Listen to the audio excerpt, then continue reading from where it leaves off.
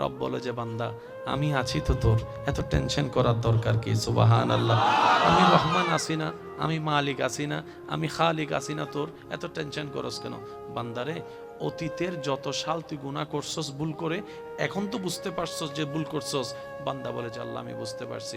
রব বলে যে একটা কাজ কর, খালেস নিয়তে মন থেকে ভবিষ্যতে এমন কাজ আর করব না, এই নিয়তে আমি আল্লাহর কাছে একবার তওবা কর, আমি আল্লাহর কাছে একটা ক্ষমা চা, আমি আল্লাহর কাছে একবার ক্ষমা চা। বলেন না সুবহানাল্লাহ।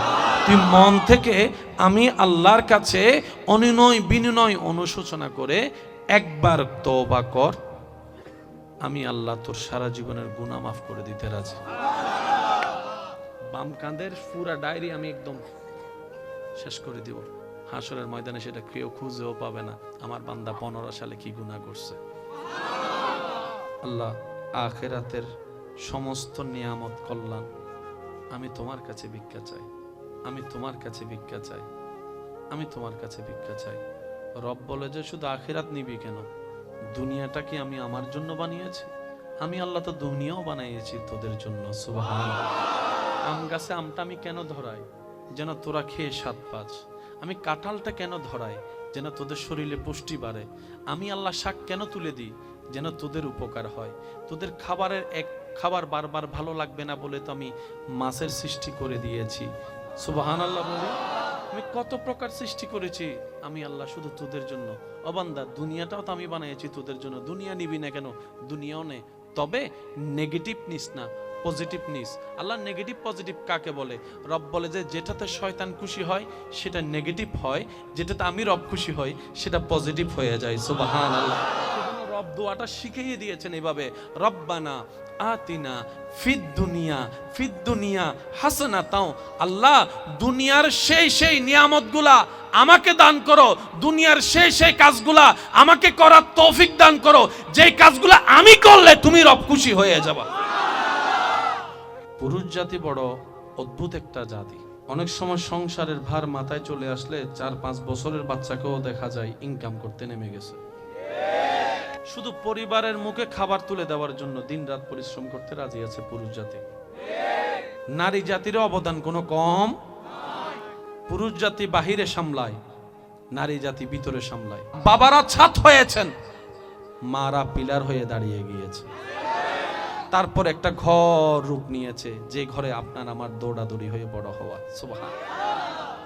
সুখ দাতাকে নারাজ করে সুখের সন্ধান করি, জীবন দাতাকে নারাজ করে যখন জীবন চলতে থাকি, সুখদাতাকে নারাজ করে যখন সুখের তালাশ করি, তখন হয়ে যায় স্বর্ণ দড়ি হাতে ছাই হয়ে যায়।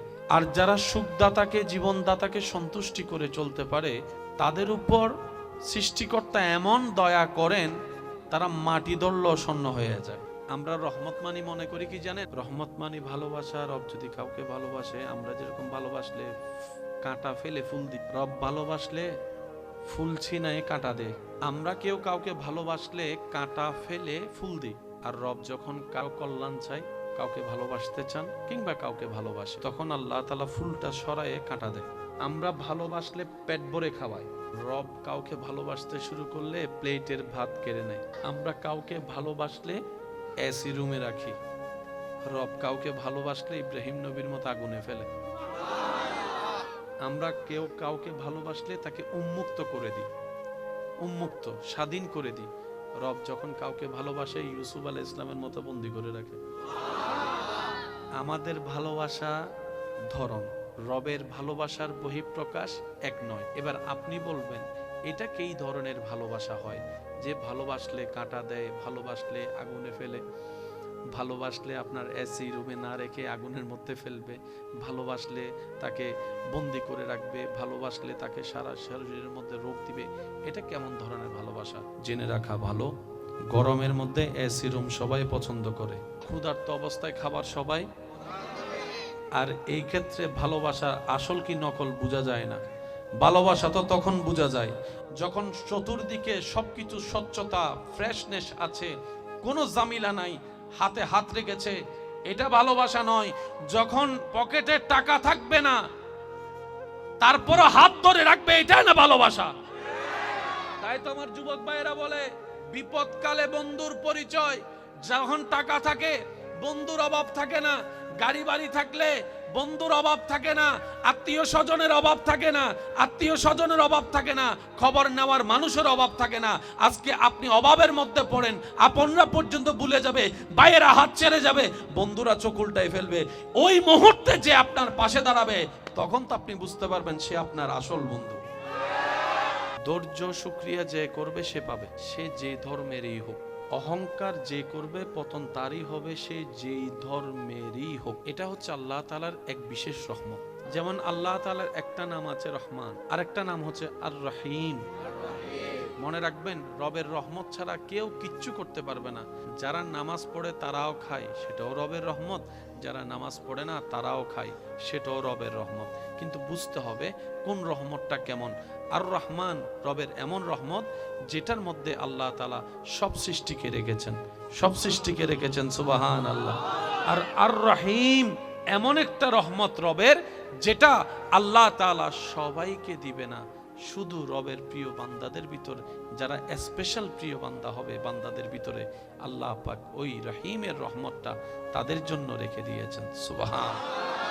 রহমান ফিদ দুনিয়া, এই দুনিয়ার মধ্যে আল্লাহ সবাইকে রহমত দিবেন।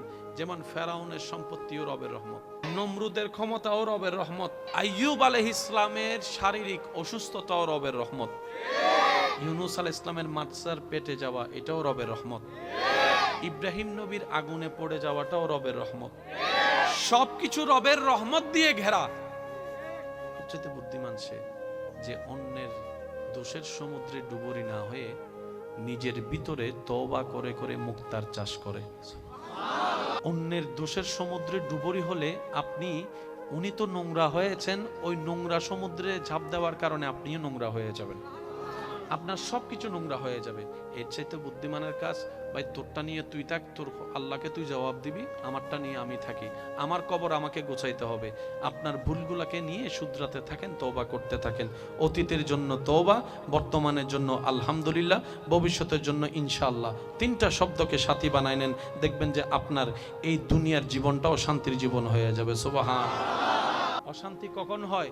যখন শান্তিদাতার সাথে সম্পর্ক ছিন্ন হয়, তখনই অশান্তি হয়। আপনি আমি বলি না দুঃখ কষ্ট, দুঃখ কষ্ট কাকে বলে? আল্লাহর মর্জির বিপক্ষে যাওয়ায় মানে কষ্ট। এখন বৃষ্টি নিয়ে আমাদের কোনো টেনশন আছে? আল্লাহর ইচ্ছা করলো বৃষ্টি দিল, আপনি যদি এটার বিরোধিতা করেন আপনার কষ্ট বাড়বে, যে বৃষ্টি বন্ধ হবে না। তো আশেক বান্দারা চিন্তা করে কি জানেন? হবে যা রবের হুকুমে, আমি চিন্তা করলেও কি না করলেও কি, আমি মানলেও কি না মানলেও কি। সেজন্য যারা যত বেশি আফসোস করা ছাড়া, আপত্তি করা ছাড়া রবের সিদ্ধান্তে মাথা ঝুঁকাই দিতে পারে শুকরিয়ার সাথে, রব্বুল আলামিন তার ভাঙ্গা ঘরের ভিতরও তার অন্তরে শান্তির ব্যবস্থা করে দিবেন, সুবহানাল্লাহ। আমরা অসুস্থ থেকে সুস্থ হলে খুশি হয়, উনি অসুস্থ থেকে সুস্থ থেকে অসুস্থ হওয়ার সময় খুশি বেশি হয়েছেন। আমরা অসুস্থ থেকে সুস্থ হওয়াটা চাই, আল্লাহ দাও, আল্লাহ দাও, আল্লাহ দাও। আইয়ুব নবী আল্লাহর নবী, সবাই জানেন নবীরা জবান খুলে বললেই দোয়া কবুল, নবীরা চাইলেই আল্লাহ দান করে, নবীরা মুখ ঠোঁট লড়ার আগেই আল্লাহ দান করে। সেই নবী আইয়ুব আলাইহিস সালাম, যার দোয়ায় হাজার মানুষ সুস্থ হয়েছেন, উনি আজকে অসুস্থ। এবার ওনার পরিবার এসে বলে, আপনি তো আল্লাহর নবী, আল্লাহর কাছে বললে তো আল্লাহ দিবে, ফেরাবে না কখনো, তো আপনি যে অসুস্থ কষ্ট পাচ্ছেন, একটু আল্লাহকে বলেন না, আল্লাহ যেন আপনাকে সুস্থ করে দেয়। আইয়ুব নবী আল্লাহর আশেক নবী, আল্লাহর প্রেমিক বান্দা আইয়ুব আলাইহিস সালাম উত্তর দিচ্ছেন, ও আমার পরিবার, তোমার জন্য কিছু লাগলে বলো, আমি তোমার পক্ষ হয়ে আমার রবের দরবারে দরখাস্ত পেশ করব, সুবহানাল্লাহ। আমার দুশমনেরও যদি কিছু লাগে আমাকে বলতে বলো, আমি সুপারিশ করব তার পক্ষ হয়ে আমার রবের দরবারে। যে গরিব তাকে বলো, ধনের ব্যবস্থা আমি আমার আল্লাহ থেকে ফরিয়াদ করে এনে দিব। অসুস্থ যে আছে তাকে বলো আমাকে এসে বলতে, সুস্থতার জন্য আমার আল্লাহর কাছে আমি ফরিয়াদ করব, সুবহানাল্লাহ। যার সন্তান নাই আমাকে এসে বলুক, আমি তার পক্ষ হয়ে সন্তানের জন্য আল্লাহর কাছে দরখাস্ত করব। ওই পরিবারের মানুষের জন্য, আত্মীয় স্বজনের জন্য, পাড়া প্রতিবেশীর জন্য, এমনকি যে আমাকে মন্দ বলেছে তারও যদি কিছু দরকার হয়, আমি আইয়ুব তার পক্ষ হয়ে রবের দরবারে সুপারিশ করতে রাজি আছি। কিন্তু আমার জন্য আমার রবের কাছে কিচ্ছু চাইতে আমার বড় লজ্জা লাগতেছে, আমার বড় লজ্জা লাগতেছে। পরিবার বলে এটা আবার কেমন কথা? তখন তিনি বললেন, ও আশেক নবী, আল্লাহু আকবার, আল্লাহর প্রেমিক বান্দা বললেন, আল্লাহ আমাকে সুস্থ রেখেছে কত বছর, লিস্টিটা করো। অসুস্থ রেখেছেন কত বছর, লিস্টিটা করো। আরে যে রব আমাকে এত বছর সুস্থ রেখেছেন, সে রব কি আমাকে কিছুদিন অসুস্থ রাখতে পারে না? আমার সুস্থতাও আমার রবের জন্য, আমার অসুস্থতাও আমার রবের জন্য, আমার আপাত মস্তক সারা দেহ আমার রবের জন্য। মন চাইলে রাখবে, মন চাইলে ধ্বংস করবে, এটা ওনার ব্যাপার। আমি বান্দা হয়ে নাক গলাবো না। আল্লাহ যখন যেভাবে রাখে, আমি আইয়ুব আলহামদুলিল্লাহ বলে সেভাবে খুশি থাকবো। একটা হচ্ছে সাধারণ বান্দা, আর একটা হচ্ছে আশেক বান্দা। সাধারণ বান্দার যাত্রাটা বড় কঠিন, আশেক বান্দাদের যাত্রাটা তত সহজ। সাধারণ বান্দার জান বের হতে খবর হয়ে যাবে, আশেক বান্দার জান বের হয় ফুলের পাপড়ি একটা নিয়ে ফেললে যেরকম ফুলের খবর হয় না, হালকা এভাবে জান বের হয়ে যাবে। সাধারণ বান্দা যে পথ পাড়ি দিতে ৭০,০০০ বছর লাগবে, আশেক বান্দারা সেটা চোখের পলকের মধ্যেই আল্লাহ তাদেরকে পার করে দিবেন। সাধারণ বান্দারা জান্নাত খুঁজতে থাকে, জান্নাত চাইতে থাকে। আর আল্লাহর আশেক বান্দা তারা যাদেরকে জান্নাত স্বয়ং আল্লাহর কাছে ফরিয়াদ করে বলে, আল্লাহ অমুককে অমুককে আমি জান্নাতকে একটু দান করো। তাহলে জান্নাতের তালাশি একদল, জান্নাত যাদেরকে চায় তারা একদল। এবার আপনি কোনটা হবেন আপনার ব্যক্তিগত ব্যাপার। তবে মনে রাখবেন, ইজ্জত, আসল ইজ্জত রবের সন্তুষ্টির মধ্যে, আসল সম্মান রবকে সন্তুষ্টি রাখার মধ্যে, আসল রিজিক রাজ্জাককে খুশি রাখার মধ্যে, আসল এলমদাতাকে খুশি রাখার মধ্যে। রবকে যে যত খুশি রেখে চলতে পেরেছে, দুনিয়া আখেরাত তার জন্য জান্নাত হয়ে যাবে। সুবহানাল্লাহ। রব্বুল আলামিন বলে, বান্দা আমারে ভালোবাসতে চাও? সবাই তো বলে আল্লাহ চায়। এবার আল্লাহ পাক সবাই আগুনে ফেললেন। এই আগুনে যখন ফেলা শুরু করলেন না আল্লাহ, তখন দেখবেন যে 90% মানুষ বলবে যে তোমার ভালোবাসার দরকার নাই। যদি দেখেন বিপদ বেড়ে গেছে, বুঝবেন আল্লাহ তাআলা আপনাকে কল্যাণ দিতে চাচ্ছেন। আমাদের প্রত্যেকের জীবনে গুনাহ আছে না নাই? গুনাহ বেশি হলে জান্নাত না জাহান্নাম? জাহান্নামে শান্তি না কষ্ট? দুনিয়ার কষ্ট বেশি না জাহান্নামের কষ্ট বেশি? আল্লাহ যখন কোন বান্দাকে জান্নাত দিতে চান, কিন্তু তার আমলে তাকে জাহান্নাম নিচ্ছে, কিন্তু আল্লাহ চাচ্ছেন তাকে জান্নাত দিতে। তো যিনি আইন বানায়, উনি আইন ভঙ্গ করলে মানা যায় না, দেখতে সুন্দর লাগে। এবার আল্লাহ তাআলা কি করেন জানেন? এই বান্দাকে যদি জাহান্নামে দেওয়া হয়, সে ৭০,০০০ বছর আগুনে কষ্ট পাবে। আর যদি দুনিয়াতে কষ্ট দেওয়া হয়, সে ১ বছর কষ্ট পাবে। এবার বলেন কোন কষ্টটা বেশি মারাত্মক, দুনিয়ারটা না জাহান্নামেরটা? এবার আপনাকে যদি আল্লাহ বলে, বান্দা ৭০,০০০ বছর জাহান্নামে জ্বলবি নাকি 1 বছর তুই দুনিয়ায় জ্বলবি, কোনটা নিবেন? সবাই বলেন না, সবাই বলেন। তখন আল্লাহ কি করে, কোন বান্দাকে যখন জান্নাত দেওয়ার ইচ্ছা হয়, আল্লাহ তাকে দুনিয়াতে বিভিন্ন ধরনের কষ্টের মধ্যে ফেলে ওই গুনাহগুলার অপরাধ এখান থেকে কষ্ট দিয়ে আল্লাহ মাফ করে দেয়। 5 ওয়াক্তে 5 বার মুয়াজ্জিন ডাকে। মুয়াজ্জিনের কি টাকা পড়ছে? মুয়াজ্জিনের টাকাটা কি? রব বলে যে আমার বান্দা ব্যস্ততার ভিতর হয়তো আমার কাছে আসার কথাটা ভুলে যাবে, মুয়াজ্জিন তুমি একটু 5 ওয়াক্তে 5 বার আজান দিয়ে আমার বান্দাদেরকে একটু মনে করাই দিও। এবার মুয়াজ্জিন বলে, আল্লাহ ঠেকা তার, তুমি স্মরণ করাই দিচ্ছ কেন? সে যেহেতু তোমার নিয়ামত খাচ্ছে, সে না নিজ দায়িত্বে এসে তোমাকে হাজিরা দিয়ে যাবে নামাজে, আল্লাহ তুমি কেন স্মরণ করে দিচ্ছ? রব বলে যায়, কারণ আমি আমার বান্দাকে অনেক বেশি মহব্বত করি। আমার কোন বান্দা জাহান্নামে যাক, আমি আল্লাহ সেটা পছন্দ করি না। বলেন না সুবহানাল্লাহ। এবার মুয়াজ্জিন বলে, আল্লাহ সে নিজের বাপ মার কথা শুনে না, আমি ডাকলে কি আসবে? মুয়াজ্জিন বলে, আল্লাহ সে নিজের বাপ মার ডাক শুনে না, আমি ডাকলে কি আসবে? রব বলে যে সেটা আমি জানি, সেজন্য তুই নিজের থেকে ডাকিস না, তুই আমার নামটা ধরে তাকে ডাক। আমার বান্দাকে কানের মধ্যে শুনাই দে আমি রবের নামটা, আল্লাহু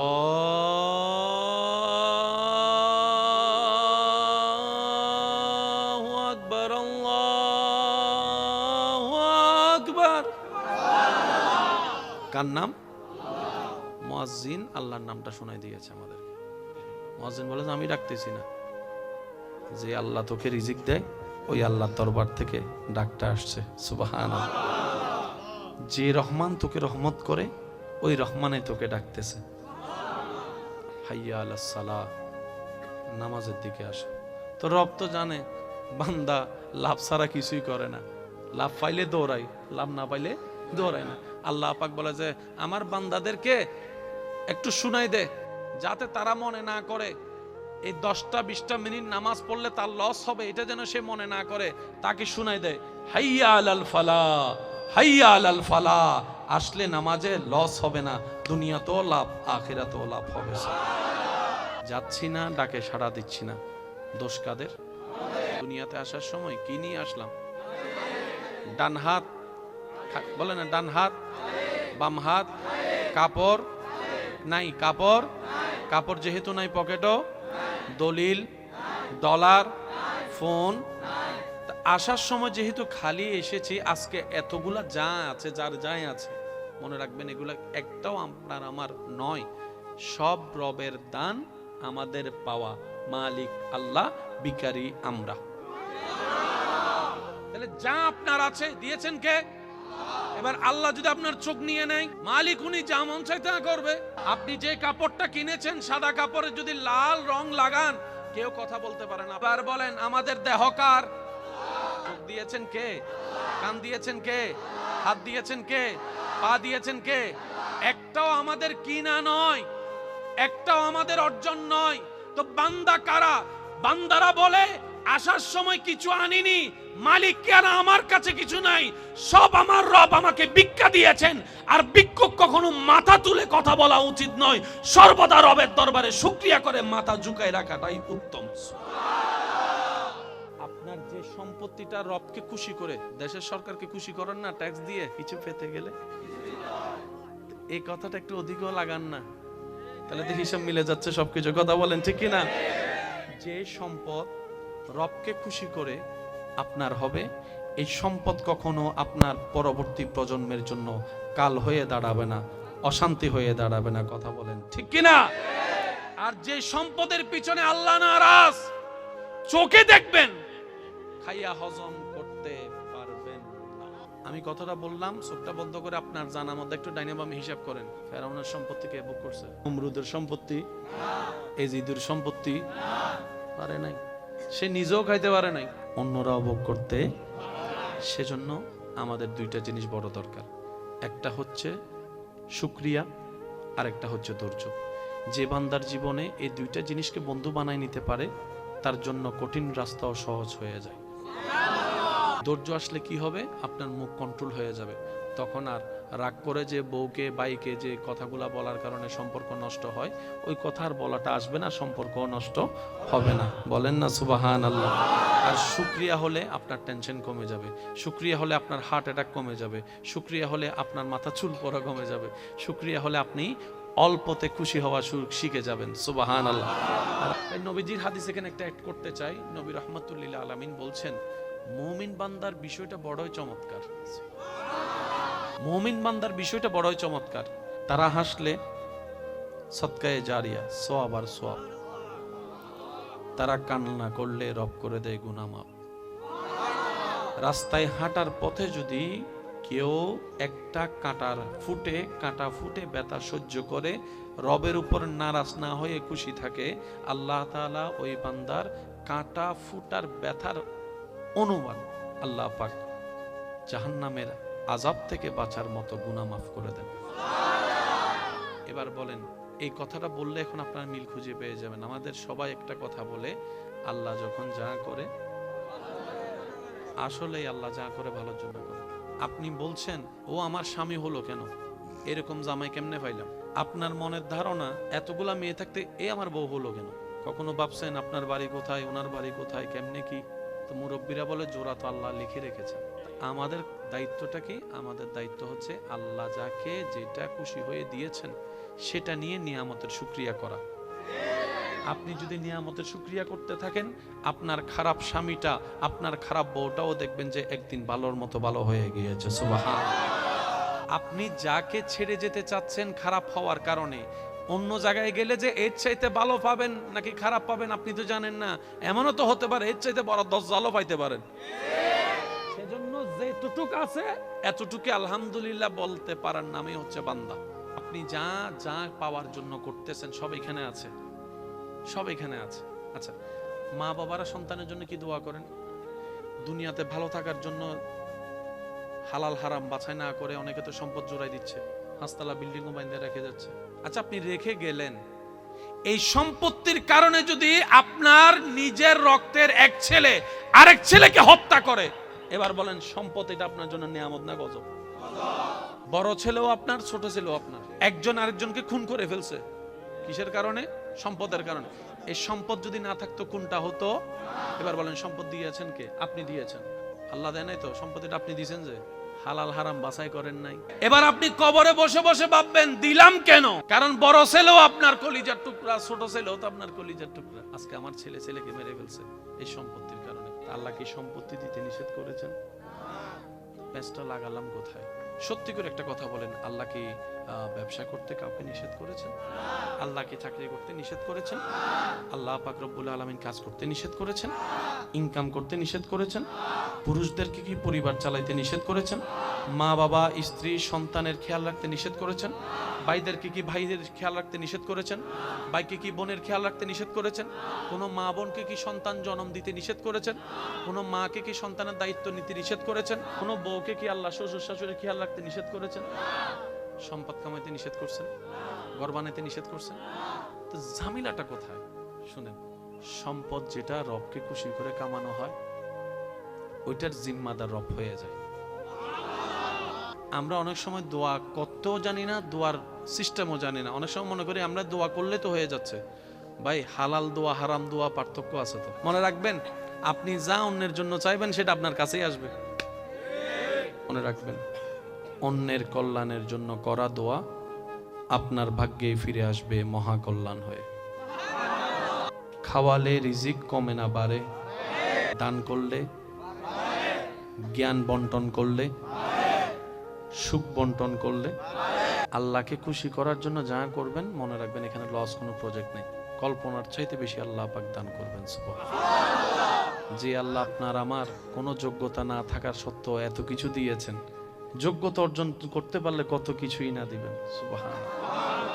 আল্লাহ পাক আমাদের সবাইকে রবের প্রেমিক বান্দা, নবীর প্রেমিক উম্মত হয়ে ইজ্জতের জীবন যাপন করে নেক আমলের সাথে জীবন সাজিয়ে ঈমানের সহিত কবরে যাওয়ার তৌফিক দান করুন। কারো বিষয়ে কাউকে ছোট করে দেখানোর কোনো সুযোগ নাই। তবে আফসোস এই জায়গায়, পড়ালেখার যত উপযুক্ত মর্যাদা আমরা দিতে জানি, এই কথা কিন্তু কি অস্বীকার করতে আমরা পারবো না।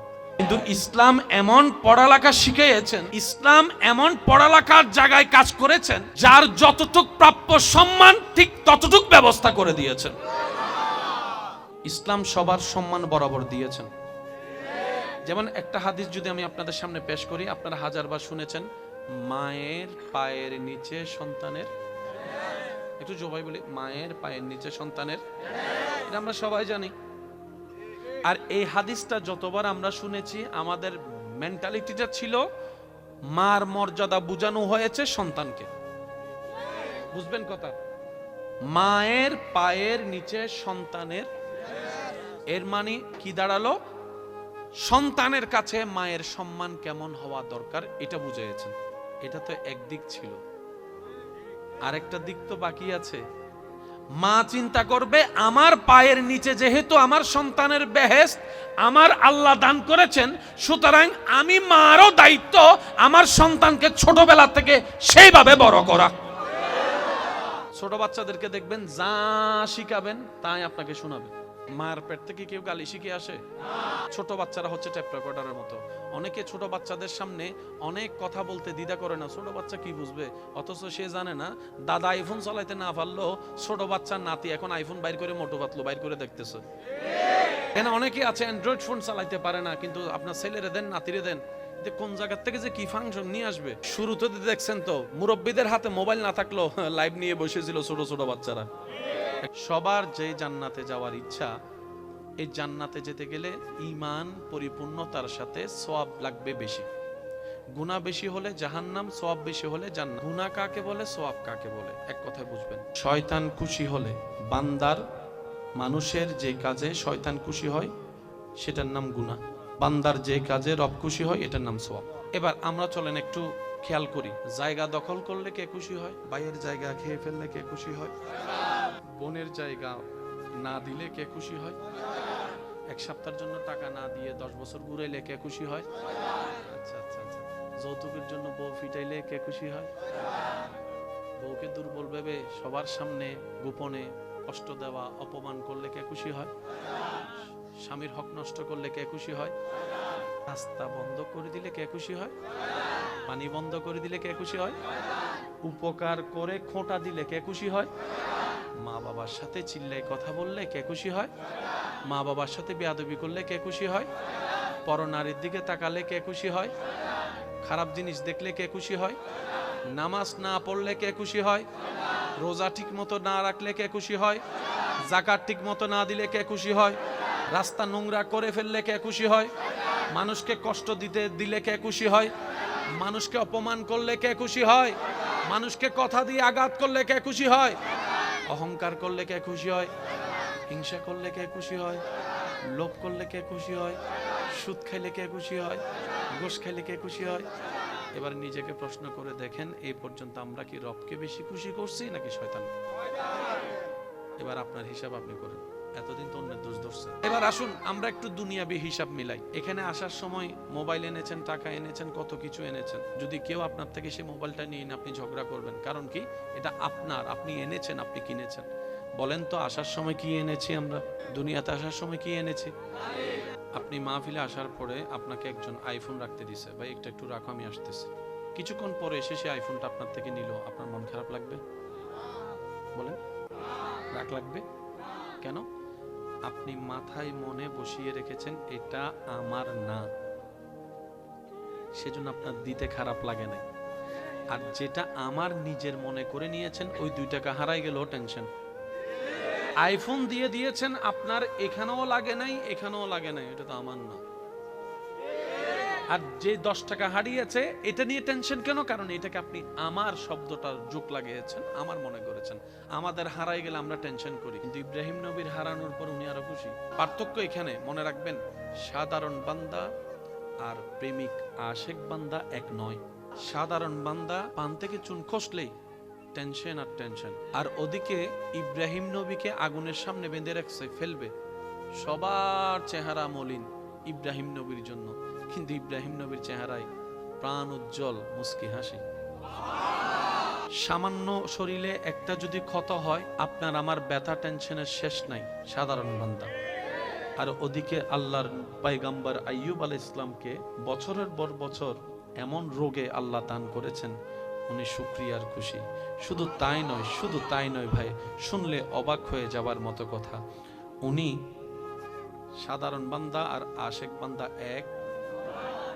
সাধারণ বান্দা জায়গায় জায়গায় ফেল হয়, সামান্য একটা কিছু হইলে অনেকে দেখবেন রোল নাম্বার 1, আল্লাহ তাকে 3 বছর রাখছে 1, সে কোন রকম 2 হইছে। একটা ক্লাসে রোল নাম্বার 1 হয় কয়জন? ছাত্র আছে 100 জন। আপনি স্বার্থপরের মতো একইটা আপনি নিয়ে রাখতে চাচ্ছেন কেন? অন্যরা পাওয়ার অধিকার নাই? এক ক্লাসে রোল নাম্বার 1 কয়জন? সবসময় আপনিই হবেন, তো বাকি 99 জন কি করবে? মনে রাখবেন, ভাগযোগ করে খেলে বরকত হয়, শান্তিও লাগে। একাই আমি পড়ালেখাকে কোনো নিচু দেখাচ্ছি না, আমি শুধু চিন্তা ভাবনার কথা বলতেছি। অনেকে তো এমনও আছে, এই 1 নাম্বার রোল নাম্বার 1 অর্জন করার জন্য দিন রাত পরিশ্রম করে। এই মেন্টালিটির দরকার কি? বলেন না, তুই তোর মতো আগা, আমি আমার মতো আগাই, দেখা যাক আল্লাহ পাক কি করে। আপনারা জানেন যে খাবার খুশি মনে খাওয়া হয়, আর যে খাওয়া জোর করে খাওয়া হয়, দুইটা এক নয়। পোলাও রস বিরিয়ানি যদি জোর করে আপনাকে চিবিয়ে চিবিয়ে খাওয়ায়, আপনার শান্তি লাগবে না। আর যদি খুশি মনে যদি আপনি শাক দিয়ে ভাত খান, দেখবেন যে প্রশান্তির ডেকুর আপনি তুলতে পারবেন। সুবহানাল্লাহ। আল্লাহকে নারাজ করে যেন আমরা না চলি। তো যেগুলা চলছে সেগুলা কি করব? বান্দারা যখন সবাই মিলে বলতেছে আল্লাহ এতদিন বুঝি নাই, এখন তো ভুল বুঝতে পারছি, নিজের মতো চলতে গিয়ে আসলে অতি চালাকের গড়ায় দড়ি, নিজের পায়ে নিজে কুড়াল মারছি। আল্লাহ আমি তো অতীত ফিরাতে পারবো না, 2000 সাল, 2010 সাল, 2015-20 সাল তো আমি ফিরাতে পারবো না, বাম খাতা তো লেখা হয়ে গিয়েছে আমার গুনাহ। আল্লাহ আমি এখন কি করব? আমি তো ফিরে যেতে পারি না সেই সালগুলাতে।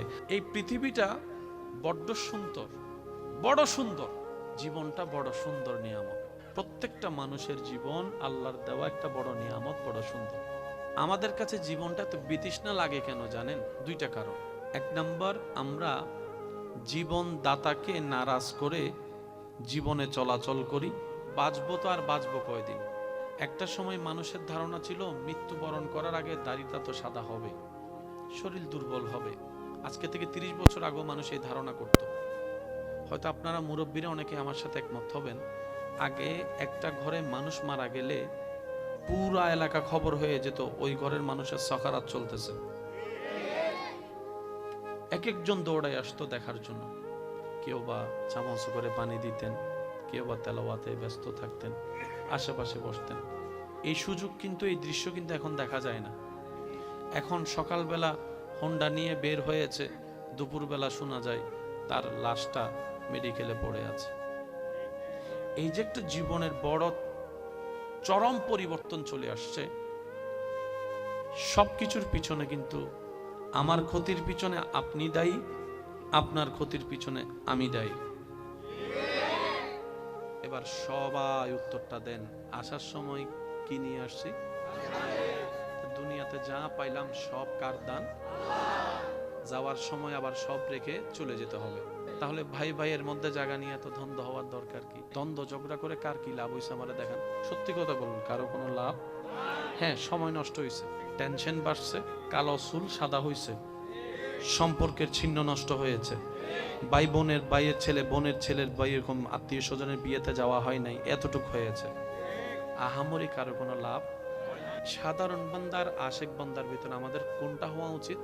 এটা হলে দুনিয়া আপনার, আখিরাত আপনার। জ্ঞান তখনই বাড়ে যখন আল্লাহ যাকে যতটুকু জ্ঞান দিয়েছেন, বুঝ দিয়েছেন, সমাজ দিয়েছেন, সে অতটুকুর উপর অহংকারকারী না হয়ে শুকরিয়া আদায়কারী হয়। নিয়ামত বেড়ে যায় যদি নিয়ামতের উপর বান্দা অহংকার না করে শুকরিয়া আদায় শুরু করে। বান্দাকে আল্লাহ যতটুকু কোয়ালিটি দান করেছেন, ভিতরগত বাহিরগত, এই বান্দা হিংসুক অহংকার প্রকাশ না করে যত বিনয়ী হতে থাকবে, আল্লাহ তার নিয়ামতকে তত বাড়াই দিতে থাকে।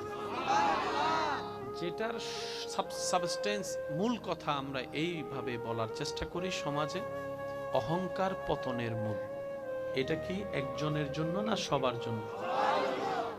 এটা কি অন্য ধর্মের মানুষের জন্য নাকি মুসলমানও আছে? মনে রাখবেন, অহংকার যেই করুক পতন তার সুনিশ্চিত। অহংকার যেই করুক পতন তার সুনিশ্চিত। এখানে আর কোনো দাড়ি কমার দরকার। ধৈর্য এবং শুকরিয়া যেই করুক নিয়ামত তার জন্য সুনিশ্চিত। এই যে ড্রেন যেটা এখানে আছে, এই ড্রেনে যে ময়লাটা আমরা ফেলছি, বোতল ফেলছি, ড্রেন জ্যাম হয়ে যাচ্ছে। ফেলেছেন আপনি এই জায়গায়, ক্ষতি হচ্ছে আমার ওই জায়গায়। আমি ফেলেছি ওই জায়গায়, ক্ষতি হচ্ছে আপনার এই জায়গায়। আমরা খাল ভরাট করেছি, নদী ভরাট করেছি, আমরা নালাগুলাকে জ্যাম করে ফেলেছি। যথা উপযুক্ত জায়গায় ময়লা না ফেলে আমরা নিজের মতো করে ময়লা ফেলছি। এই দায় থেকে কেউ কি আপনি আমি মুক্ত হতে পারবো? আফটার অল কি হলো? আমার কারণে আপনার ক্ষতি, আপনার কারণে আমার ক্ষতি। ঠিক একই ধারাবাহিকতায় সৃষ্টিকর্তা পৃথিবীর জগতে, পৃথিবীর জমিনে সৃষ্টি বেঁচে থাকার জন্য উপযুক্তভাবে যা যা দরকার রব্বুল আলামিন পরিমাণ মোতাবেক তা তা দান করে দিয়েছেন। সুবহানাল্লাহ। আমরা জানি বেঁচে থাকার জন্য অক্সিজেনের দরকার। অক্সিজেনটা আপনার আমার, এই যে এখন বসে আছি, কোনো দমকা হাওয়া কিন্তু লাগতেছে না, কিন্তু বাতাসের মধ্যেই কিন্তু আমরা অক্সিজেনটা পাচ্ছি। আর যদি কোনো কেউ বাসের মধ্যে উঠে, বাস যদি বেশি জোরে চলে, গাড়ি যদি বেশি জোরে চলে, দেখবেন জানলা বন্ধ করে দেয়, নিঃশ্বাস নিতে পারে। কেন? আমার দরকার 10 সেন্টিমিটার, বাতাস আসতেছে 100 সেন্টিমিটার, তখন আপনি চাইলে অক্সিজেন থাকলেও নিঃশ্বাস নিতে পারবেন না। এটার একটা লিমিটেশন আছে। একজন বান্দা যখন আশিকের লেভেলে চলে যায়, প্রেমিকের লেভেলে চলে যায়, রবের প্রিয় বান্দার লেভেলে চলে যায়, তখন রব্বুল আলামিন তাদেরকে কিছু অপরচুনিটি দান করেন, কিছু গিফট দেন। তার মধ্যে একটা গিফট হচ্ছে ওয়ালিল্লাহিল ইজ্জাতু ওয়ালি রাসূলিহি ওয়ালিল মুমিনিন। হে আমার বান্দা, তুমি আমাকে খুশি করেছো, সুবহানাল্লাহ। আমি ইজ্জত দাতাকে খুশি করেছো, সুতরাং তোমার ইজ্জতের গ্যারান্টি আজকে থেকে আমি আল্লাহ নিলাম। তুমি দুনিয়ার উপরে থাকো, মাটির নিচে থাকো, যেখানেই থাকো, তোমার ইজ্জত তোমার নাম, তোমার সুনামের প্রচার প্রসারের দায়িত্ব, তোমার ইজ্জত রক্ষার দায়িত্ব আমি রব্বুল আলামিন ওয়া তুইজ্জু মান তাশা, আমি আল্লাহ গ্রহণ করে নিলাম। সুবহানাল্লাহ। সেজন্য যারা রবের প্রিয় হয় তাদের বংশধরের প্রয়োজন হয় না, নাম এটা চলতেই থাকে, চলতেই থাকে। একটু হিসাব মিলানে ডানে বামে আপনারা নিজেরাও বুঝতে পারবেন। আপনি আমি নাম বাঁচায় রাখার জন্য বংশধর খুঁজি, যদিও আফসোস করে বলতে হয় আমরা বংশধর মানে মনে করি পুত্র সন্তানকে, কন্যা সন্তানকে আমরা বংশের বাতি এখনো পর্যন্ত অনেক মানুষ মনে করে না। মনে রাখবেন, পুত্র বংশের বাতি, কন্যাও বংশের বাতি, কারণ পুত্র যে রবের দান, কন্যাও সে রবের দান। সুবহান। আপনি বাতি মনে করুন, রব সেটাকে বাতি এমনি বানাই দিবে, বলেন না সুবহান আল্লাহ। রব রহমত দিতে প্রস্তুত, নিতে জানি না। দোষ কাদের? ব্যর্থতা কাদের? তারপরও দিন শেষে আমরা অনেক সময় আল্লাহর উপর নারাজ করে কথা বলে ফেলি। রব বলে যে বান্দা আমি আছি তো, তোর এত টেনশন করার দরকার কি? সুবহান আল্লাহ। আমি রহমান আসি না, আমি মালিক আসি না, আমি খালিক আসি না, তোর এত টেনশন করস কেন? বান্দারে, অতীতের যত সাল তুই গুনাহ করছস ভুল করে, এখন তো বুঝতে পারছস যে ভুল করছস। বান্দা বলে যে আল্লাহ আমি বুঝতে পারছি। রব বলে যে একটা কাজ কর, খালেস নিয়তে মন থেকে ভবিষ্যতে এমন কাজ আর করব না, এই নিয়তে আমি আল্লাহর কাছে একবার তওবা কর, আমি আল্লাহর কাছে একটা ক্ষমা চা, আমি আল্লাহর কাছে একবার ক্ষমা চা, বলেন না সুবহানাল্লাহ। তুই মন থেকে আমি আল্লাহর কাছে অনুনয় বিনয় অনুশোচনা করে একবার তওবা কর, আমি আল্লাহ তোর সারা জীবনের গুনাহ মাফ করে দিতে রাজি। বাম কাঁধের পুরা ডায়েরি আমি একদম শেষ করে দেব, হাসরের ময়দানে সেটা কেউ খুঁজেও পাবে না আমার বান্দা 15 সালে কি গুনাহ করছে।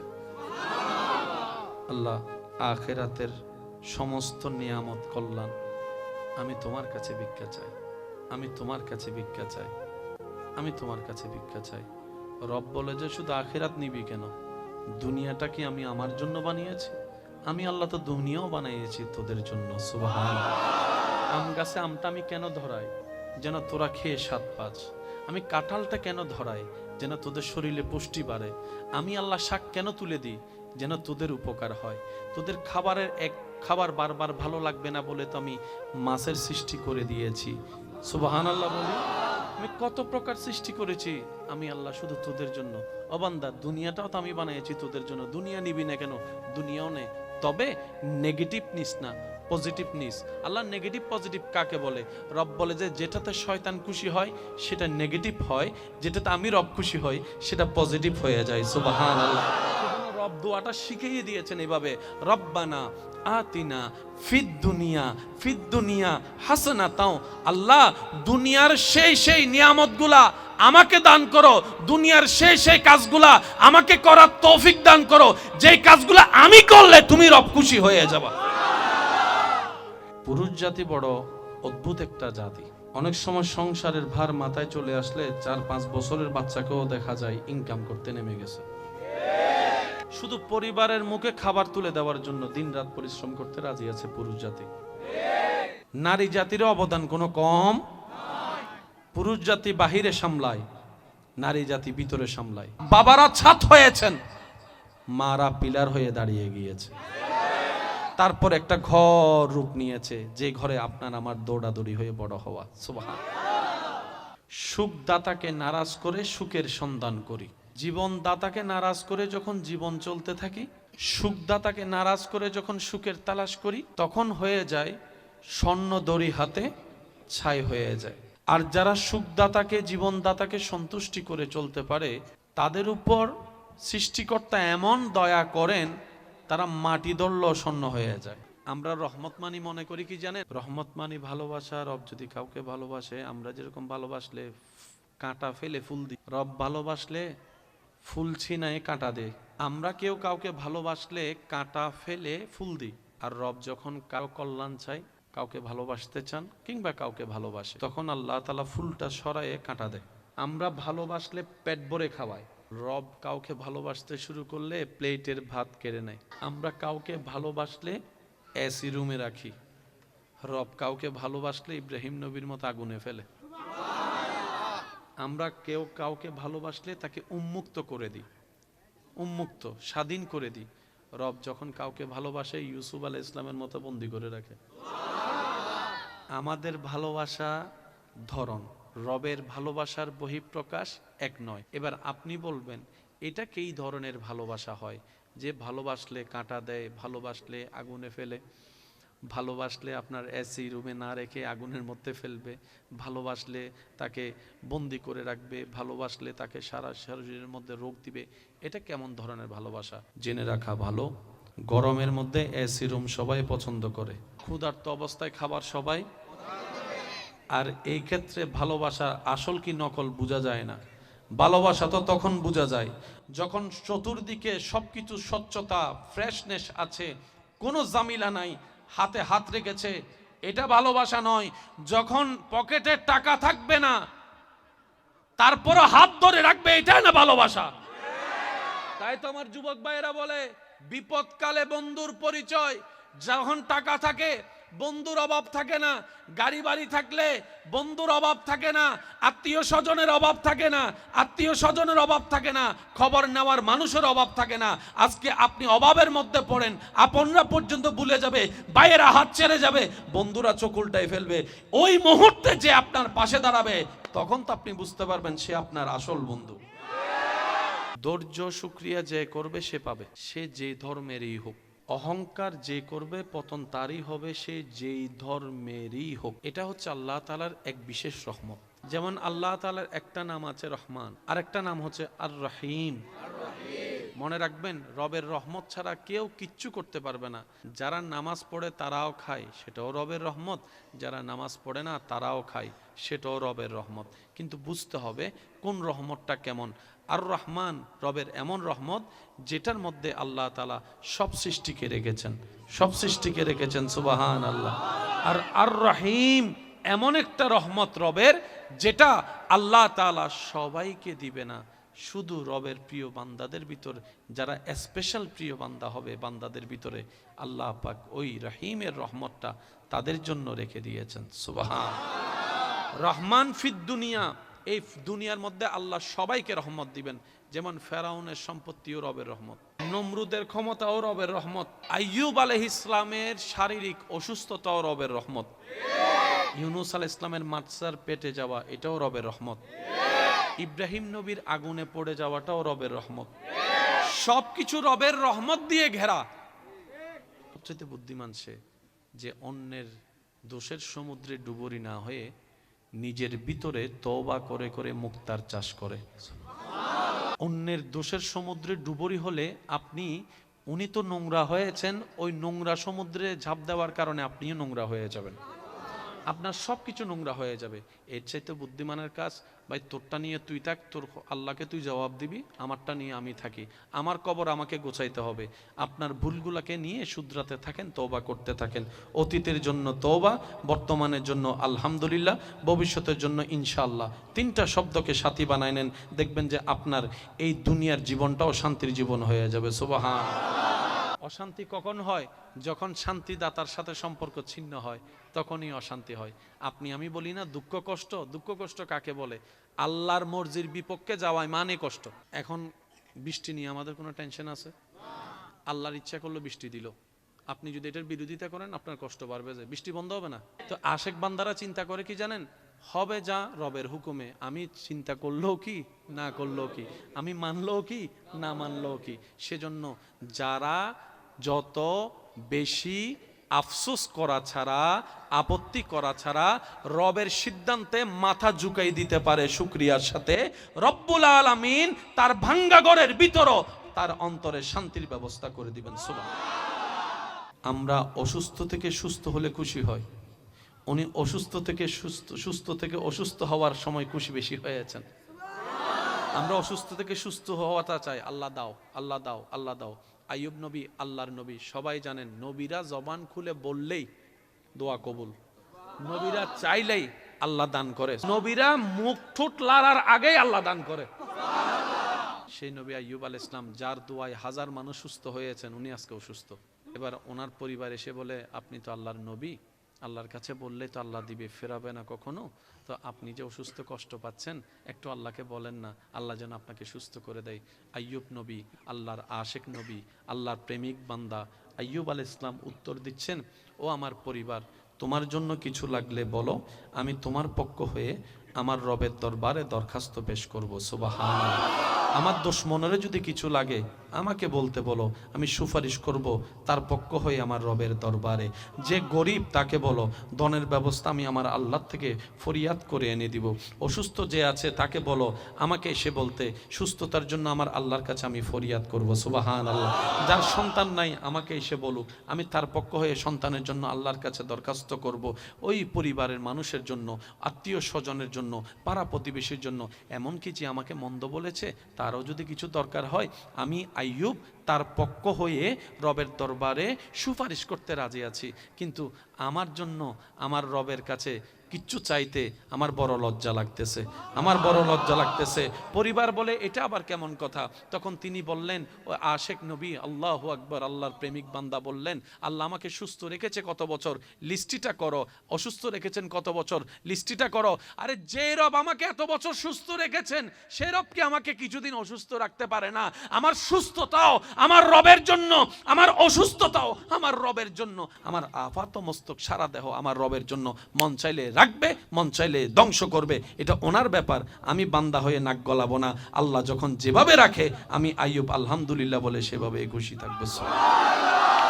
একটা হচ্ছে সাধারণ বান্দা, আর একটা হচ্ছে আশেক বান্দা। সাধারণ বান্দার যাত্রাটা বড় কঠিন, আশেক বান্দাদের যাত্রাটা তত সহজ। সাধারণ বান্দার জান বের হতে খবর হয়ে যাবে, আশেক বান্দার জান বের হয় ফুলের পাপড়ি একটা নিয়ে ফেললে যেরকম ফুলের খবর হয় না, হালকা এভাবে জান বের হয়ে যাবে।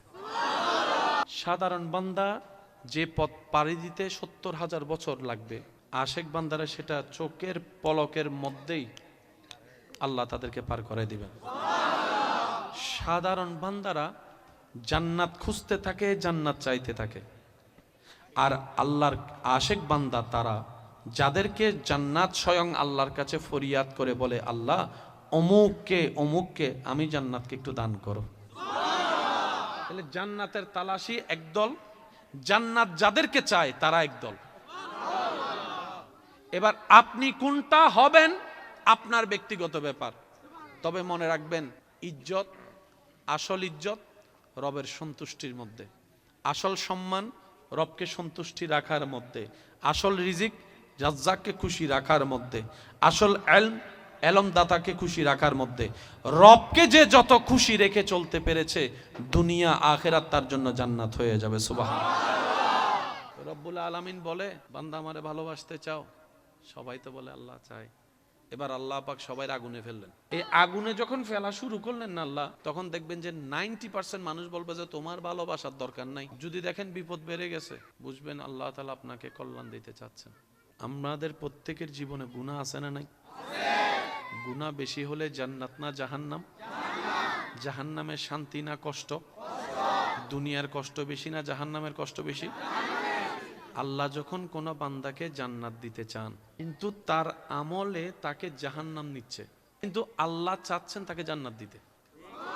তো যিনি আইন বানায় উনি আইন ভঙ্গ করলে মানা যায় না, দেখতে সুন্দর লাগে। এবার আল্লাহ তাআলা কি করেন জানেন? এই বান্দাকে যদি জাহান্নামে দেওয়া হয়, সে ৭০,০০০ বছর আগুনে কষ্ট পাবে। আর যদি দুনিয়াতে কষ্ট দেওয়া হয়, সে ১ বছর কষ্ট পাবে। এবার বলেন কোন কষ্টটা বেশি মারাত্মক, দুনিয়ারটা না জাহান্নামেরটা? এবার আপনাকে যদি আল্লাহ বলে, বান্দা ৭০,০০০ বছর জাহান্নামে জ্বলবি নাকি 1 বছর তুই দুনিয়ায় জ্বলবি, কোনটা নিবেন? সবাই বলেন না, সবাই বলেন। তখন আল্লাহ কি করে, কোন বান্দাকে যখন জান্নাত দেওয়ার ইচ্ছা হয়, আল্লাহ তাকে দুনিয়াতে বিভিন্ন ধরনের কষ্টের মধ্যে ফেলে ওই গুনাহগুলার অপরাধ এখান থেকে কষ্ট দিয়ে আল্লাহ মাফ করে দেয়। 5 ওয়াক্তে 5 বার মুয়াজ্জিন ডাকে। মুয়াজ্জিনের কি টাকা পড়ছে? মুয়াজ্জিনের টাকাটা কি?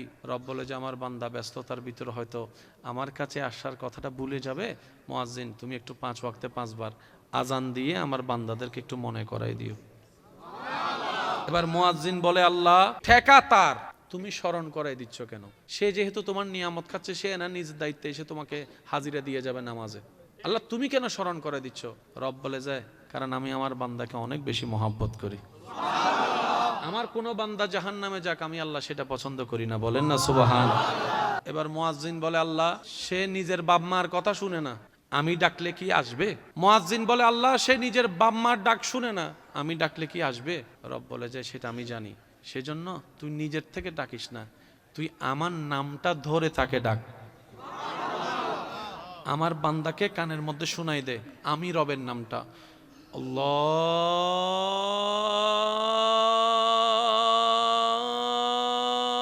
আকবার, আল্লাহু আকবার। কার নাম? মুয়াজ্জিন আল্লাহর নামটা শোনাই দিয়েছে আমাদেরকে। মুয়াজ্জিন বলে যে আমি ডাকতেছি না, যে আল্লাহ তোকে রিজিক দেয় ওই আল্লাহর দরবার থেকে ডাকটা আসছে। সুবহানাল্লাহ। যে রহমান তোকে রহমত করে ওই রহমানে তোকে ডাকতেছে। হাইয়া আলাস সালাহ, নামাজের দিকে আসো। তো রব তো জানে বান্দা লাভ ছাড়া কিছুই করে না, লাভ পাইলে দৌড়াই, লাভ না পাইলে দৌড়াই না।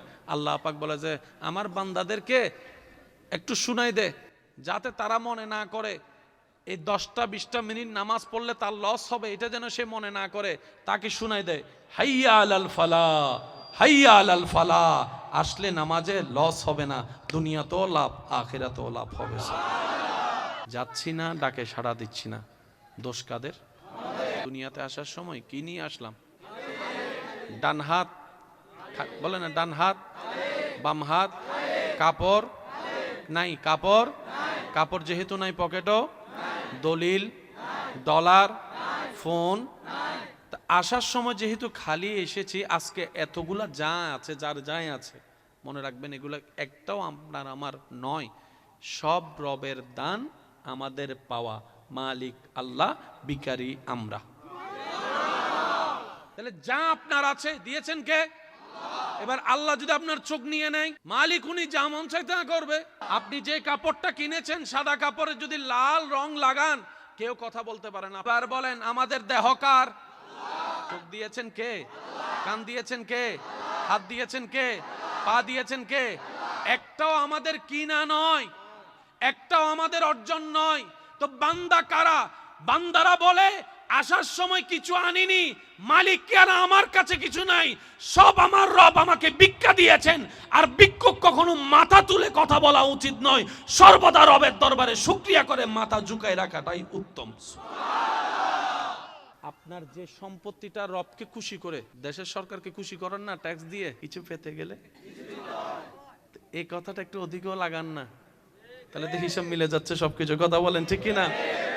যে সম্পদ রবকে খুশি করে আপনার হবে, এই সম্পদ কখনো আপনার পরবর্তী প্রজন্মের জন্য কাল হয়ে দাঁড়াবে না, অশান্তি হয়ে দাঁড়াবে না। কথা বলেন ঠিক কিনা?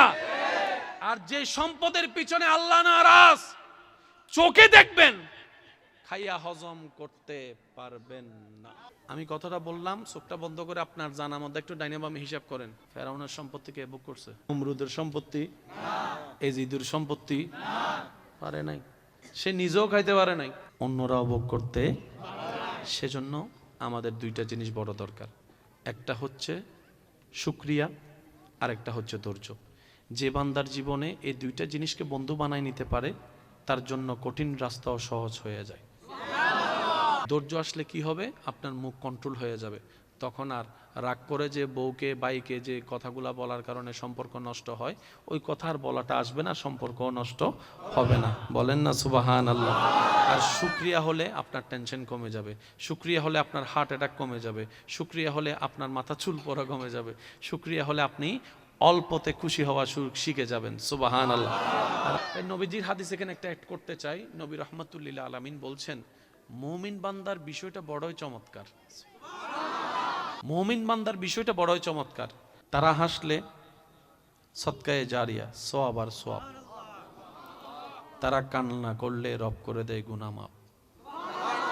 রাস্তায় হাঁটার পথে যদি কেউ একটা কাঁটা ফুটে ব্যথা সহ্য করে রবের উপর নারাজ না হয়ে খুশি থাকে, আল্লাহ তাআলা ওই বান্দার কাঁটা ফুটার ব্যথার অনুমান আল্লাহ পাক জাহান্নামের আযাব থেকে বাঁচার মতো গুনাহ মাফ করে দেন।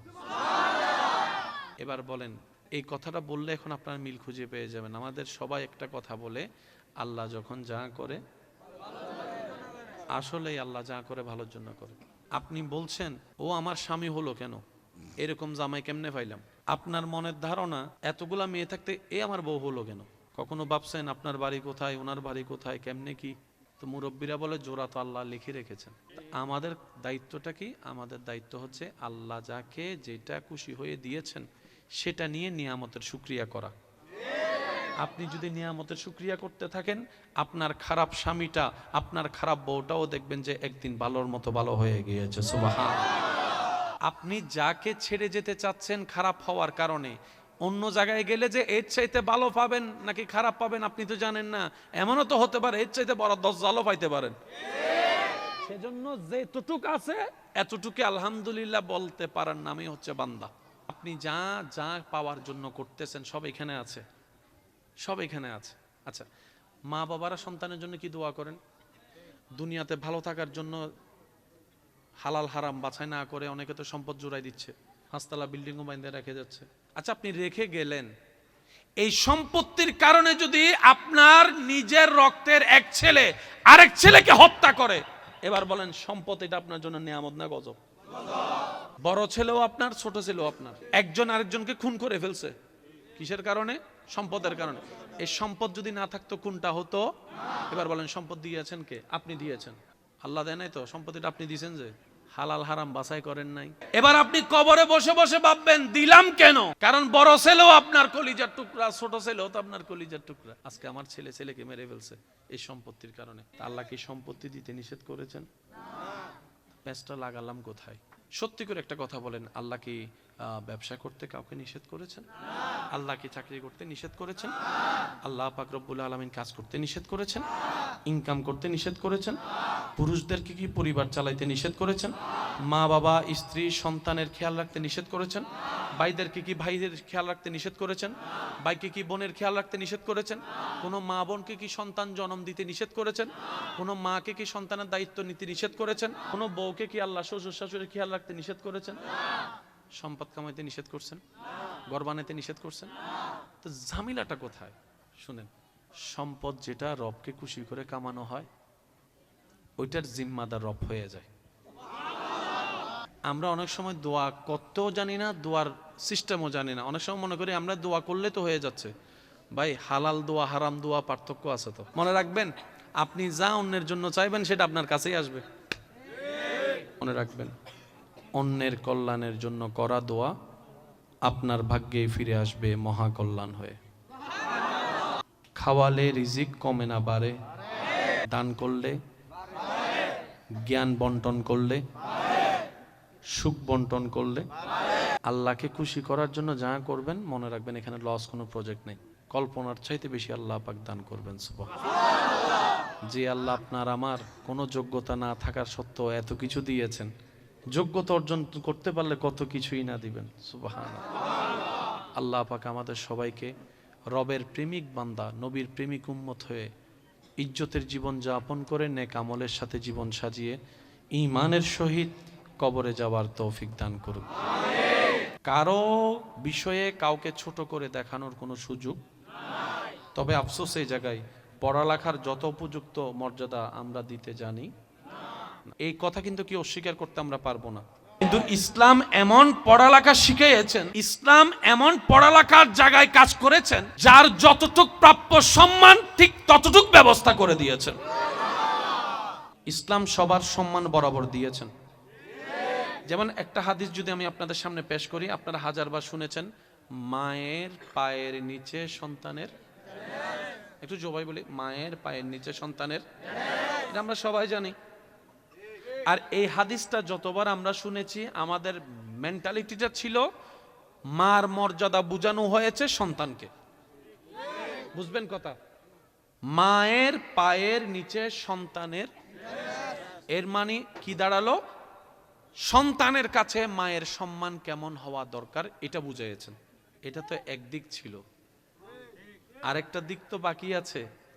মা চিন্তা করবে আমার পায়ের নিচে যেহেতু আমার সন্তানের বেহেশত আমার আল্লাহ দান করেছেন, সুতরাং আমি মারও দায়িত্ব আমার সন্তানকে ছোটবেলা থেকে সেইভাবে বড় করা। ছোট বাচ্চাদেরকে দেখবেন যা শিখাবেন তাই আপনাকে শোনাবে। মায়ের পেট থেকে কেউ গালি শিখে আসে? ছোট বাচ্চারা হচ্ছে টেপ রেকর্ডারের মতো। অনেকে ছোট বাচ্চাদের সামনে অনেক কথা বলতে দ্বিধা করে না, ছোট বাচ্চা কি বুঝবে, অথচ সে জানে না দাদা আইফোন চালাইতে না পারলেও ছোট বাচ্চার নাতি এখন আইফোন বাইর করে মোটু পাতলু বাইর করে দেখতেছে। কেন অনেকে আছে অ্যান্ড্রয়েড ফোন চালাইতে পারে না, কিন্তু আপনার ছেলেরে দেন নাতিরে দেন, যে কোন জায়গা থেকে যে কি ফাংশন নিয়ে আসবে। শুরুতে দেখছেন তো মুরব্বীদের হাতে মোবাইল না থাকলেও লাইভ নিয়ে বসেছিল ছোট ছোট বাচ্চারা। সবার যে জান্নাতে যাওয়ার ইচ্ছা, এই জান্নাতে যেতে গেলে ঈমান পরিপূর্ণতার সাথে সওয়াব লাগবে বেশি। গুনাহ বেশি হলে জাহান্নাম, সওয়াব বেশি হলে জান্নাত। গুনাহ কাকে বলে, সওয়াব কাকে বলে, এক কথায় বুঝবেন। শয়তান খুশি হলে, বান্দার মানুষের যে কাজে শয়তান খুশি হয় সেটার নাম গুনাহ, বান্দার যে কাজে রব খুশি হয় এটার নাম সওয়াব। এবার আমরা চলেন একটু খেয়াল করি, জায়গা দখল করলে কে খুশি হয়? ভাইয়ের জায়গা খেয়ে ফেললে কে খুশি হয়? বোনের জায়গা না দিলে কে খুশি হয়? এক সপ্তাহের জন্য টাকা না দিয়ে 10 বছর ঘুরাইলে কে খুশি হয়? আচ্ছা আচ্ছা আচ্ছা। যৌতুকের জন্য বউ ফিটাইলে কে খুশি হয়? বউকে দুর্বল ভেবে সবার সামনে গোপনে কষ্ট দেওয়া, অপমান করলে কে খুশি হয়? স্বামীর হক নষ্ট করলে কে খুশি হয়? রাস্তা বন্ধ করে দিলে কে খুশি হয়? পানি বন্ধ করে দিলে কে খুশি হয়? উপকার করে খোঁটা দিলে কে খুশি হয়? মা বাবার সাথে চিল্লাই কথা বললে কে খুশি হয়? মা বাবার সাথে বেয়াদবি করলে কে খুশি হয়? পরনারীর দিকে তাকালে কে খুশি হয়? খারাপ জিনিস দেখলে কে খুশি হয়? নামাজ না পড়লে কে খুশি হয়? রোজা ঠিক মতো না রাখলে কে খুশি হয়? যাকাত ঠিক মতো না দিলে কে খুশি হয়?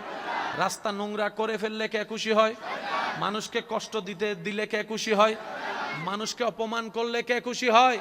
মানুষকে কথা দিয়ে আঘাত করলে কে খুশি হয়? অহংকার করলে কে খুশি হয়? হিংসা করলে কে খুশি হয়? লোভ করলে কে খুশি হয়? সুদ খাইলে কে খুশি হয়? ঘুষ খাইলে কে খুশি হয়? এবার নিজেকে প্রশ্ন করে দেখেন, এই পর্যন্ত আমরা কি রবকে বেশি খুশি করছি নাকি শয়তানকে?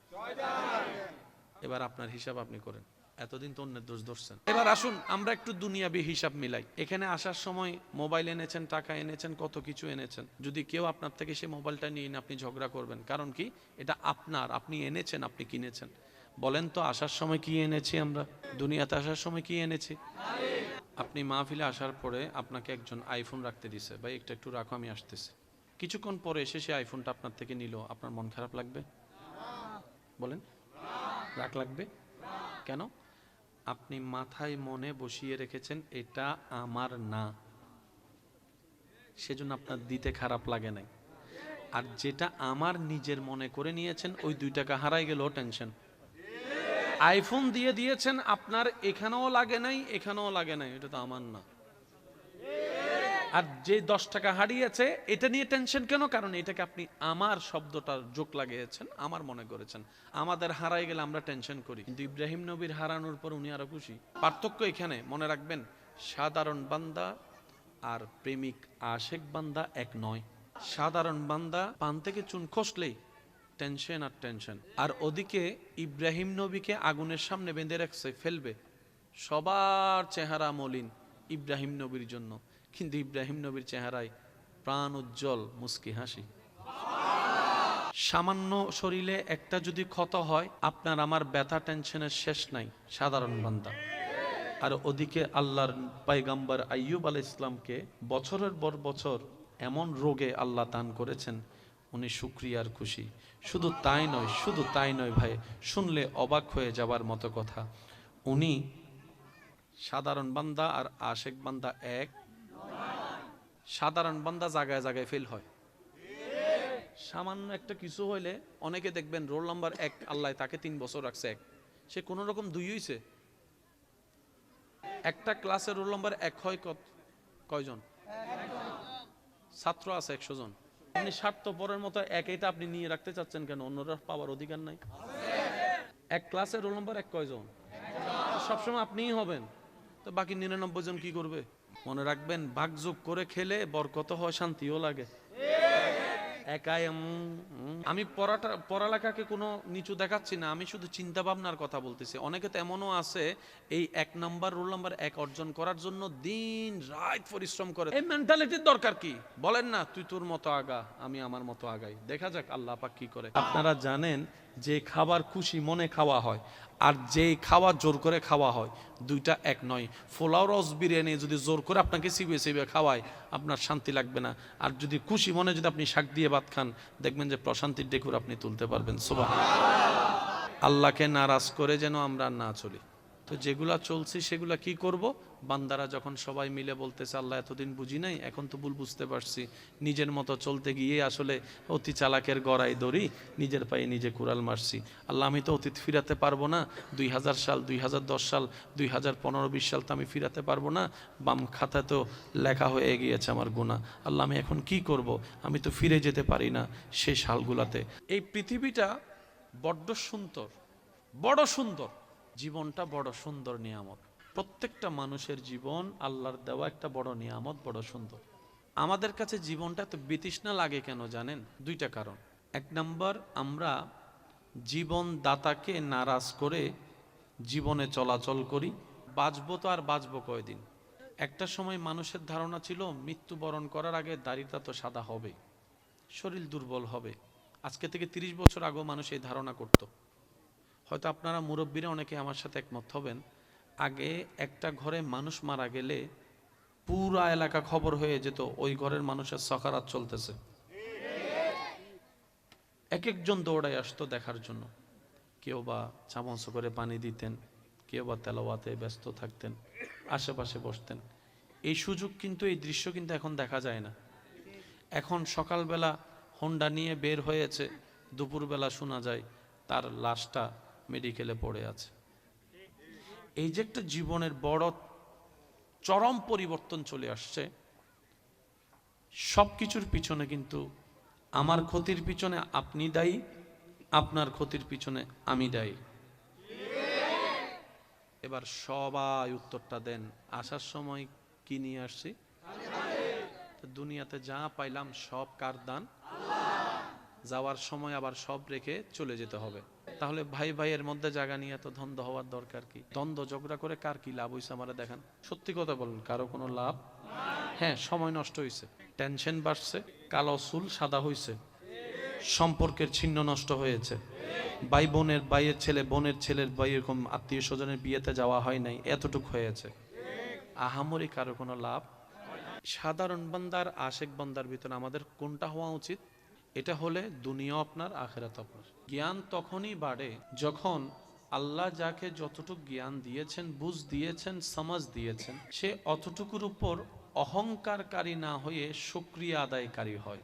নিয়ামত বেড়ে যায় যদি নিয়ামতের উপর বান্দা অহংকার না করে শুকরিয়া আদায় শুরু করে।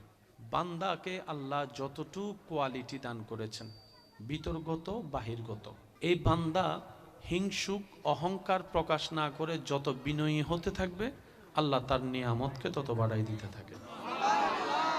যেটার সাবস্টেন্স, মূল কথা আমরা এইভাবে বলার চেষ্টা করি সমাজে, অহংকার পতনের মূল।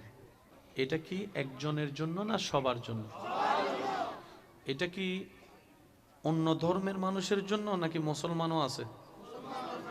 মনে রাখবেন, অহংকার যেই করুক পতন তার সুনিশ্চিত। অহংকার যেই করুক পতন তার সুনিশ্চিত। এখানে আর কোনো দাড়ি কমার দরকার। ধৈর্য এবং শুকরিয়া যেই করুক